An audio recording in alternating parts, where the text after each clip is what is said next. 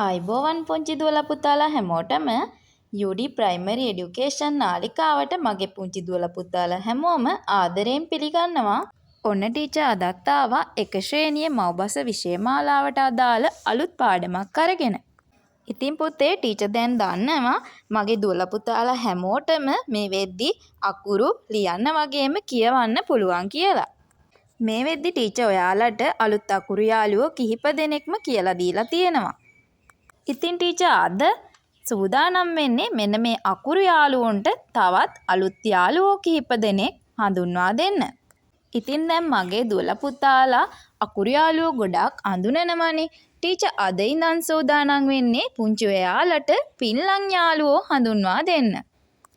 එහෙනම් මගේ චුටි දුවලා පුතාලා හැමෝම අද ටීචර් කියලා දෙන්න යන පිල්ලම් යාළුවා කවුද කියලා බලන්න කලින් පුංචි ගීතයක් රස විඳලා ඉමු.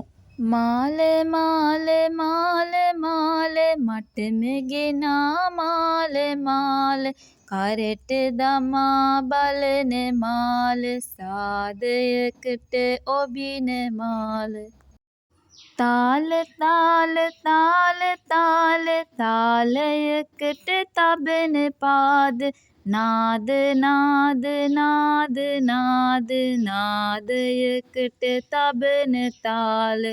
හොඳයි පුංචි දුවේ පුතේ, දැන් ඔයාලා හැමෝම ලස්සන කවියක් රස වින්දා නේද?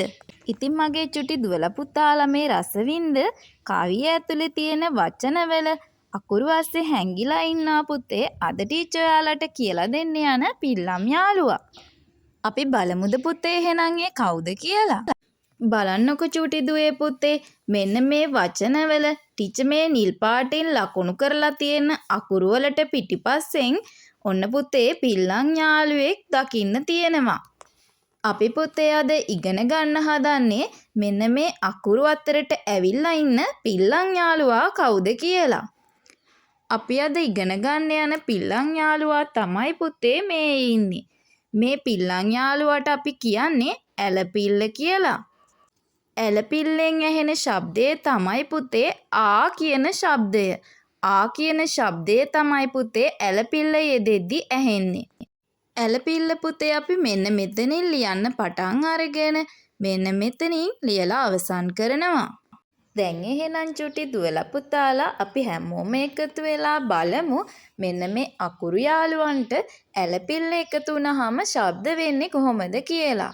මෙන්න මෙතන තියෙනවා පුතේ මා අකුර. ඒකට ඇලපිල්ල එකතු වුනහම අපි මා කියලා ශබ්ද කරනවා. බලන්නකො පුතේ මා කියද්දි ආ ශබ්දය කියවෙනව නේද? ඔන්න පුතේ දැන් මෙතන තියෙනවා මගේ පුතාලා එක ශ්‍රේණියේදී ඉගෙන ගත්ත ගා අකුර. ගා අකුරට ඇලපිල්ල යෙදුනහම අපි මේ අකුර ශබ්ද කරන්නේ පුතේ ගා කියලා. ගා කියද්දි අපිට එතනදිත් ඔන්න ආ ශබ්දය ඇහෙනවා.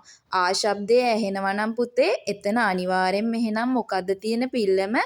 ඔව් ඇලපිල්ල තමයි යෙදිලා තියෙන්නේ. අපි බලමු එහෙනම් ඊළඟ අකුර මොකද්ද කියලා. සා අකුර. සා අකුරට ඇලපිල්ල දැම්මහම අපි ඒ අකුරේ ශබ්ද කරන්නේ පුතේ සා කියලා. සා සා අකුර ශබ්ද වෙද්දි පුතේ එතනදිත් අපිට ඔන්න ආ කියන ශබ්දය ඇහෙනවා. එහෙනම් අපි දන්නවා මෙතනදී යෙදිලා තියෙන පිල්ලම තමයි පුතේ ඇලපිල්ල. දැන් පුංචි දුවලා පුතාලට පේන අකුර තමයි පා අකුර. පා අකුරට ඇලපිල්ලක් යෙදුනහම අපි ඒක ශබ්ද කරන්නේ පා කියලා. දැන් එහෙනම් මගේ චුටි දුවලා පුතාලා ඇලපිල්ල අකුරකට යෙදෙනකොට ශබ්ද වෙන ආකාරය දන්නවනේ. එහෙනම් අපි ඇලපිල්ල යෙදෙන වචන කිහිපයක් කියවලා බලමු. මගේ චුටි දුවලා පුතාලත් එහෙනම් ටීචර්ත් එක්කම මේ වචන කිහිපය කියවමු බලන්න. පාර, මාල, තාල, යාල, නාද, පාද, හාවා, ආවා. මෙන්න මේ ඇලපිල්ල පුතේ වචනෙක යෙදෙද්දි වචනෙක මුල අකුරට, ඒ වගේම වචනෙක මැද අකුරට, ඒ වගේම තමයි වචනෙක අග අකුරටත් ඇලපිල්ල යෙදෙන්න පුළුවන්. එහෙනම් පුතේ අපි දැන් බලමු මෙන්න මේ ඇලපිල්ල මුල අකුරට යෙදෙන වචන මොනවද තියෙන්නේ කියලා. මේ බලන්නකො පුතේ මෙන්න මේ වචන දිහා.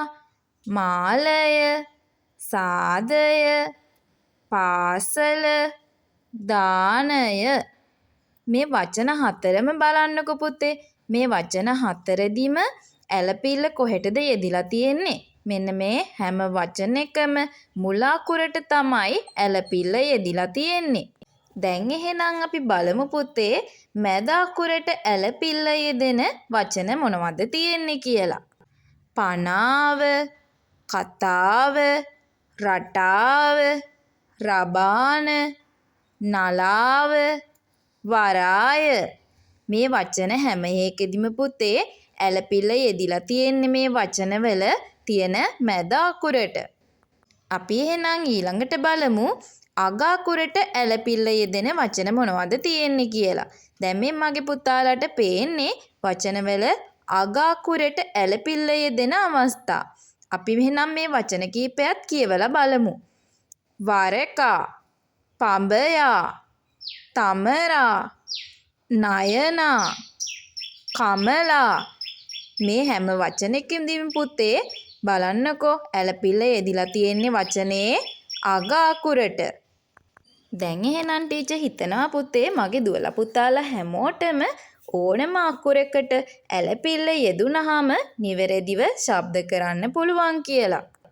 එහෙනම් පුංචි දුවේ පුතේ ඔයාලත් මේ වගේ ඇලපිල්ල යෙදෙන වචන ලියන්න කියවන්න පුරුදු වෙන්න. ඒ වගේම තමයි ටීචර් අලුතින් දාන පාඩම් වලට සම්බන්ධ වෙන්න channel එක subscribe කරලා තියාගන්න. ඔයාලා හැමෝටම තෙරුවන් සරණයි.